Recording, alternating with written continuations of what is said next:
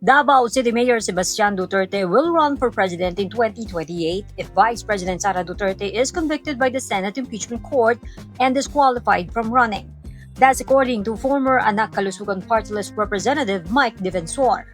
Oh, hindi na kailangang hulaan yun. Talagang si Mayor Baste ay nandyan, kasama namin. Okay. Kung kanilang aalisin si VP Inday Sara, ay kakandidato to. Ikakandidato namin to. At kung titingnan nyo naman, tingin ko, malinaw, may tindig to, may pananalita, at may paninindigan.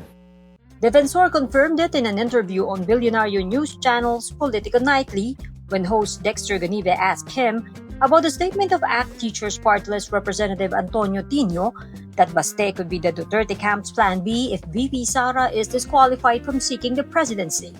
According to Defensor, their group will fight the impeachment against the vice president and stress that there was no concrete evidence against her.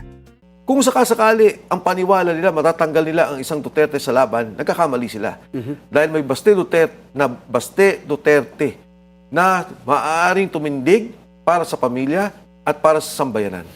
The former lawmaker said that Mayor Duterte's speech and gestures during the launch of the Rage Coalition were comparable to those of his father, former President Rodrigo Duterte. Sabi kasi nung MC, pumukit kayo, pakinggan ninyo. Pero ako, tinitingnan ko siya, pati yung kanyang mga hand gestures, yung kanyang mga, paano siya magsalita, no? Yes. Para talagang si Pangulong Duterte. At sabi ko nga, nakita ko rin siya sa isa o dalawang meeting. Magaling, si Mayor Baste. Siguro, nahubog na rin ng mga pangyayari. At syempre, exposed naman siya sa kanyang ama, exposed sa kanyang kapatid.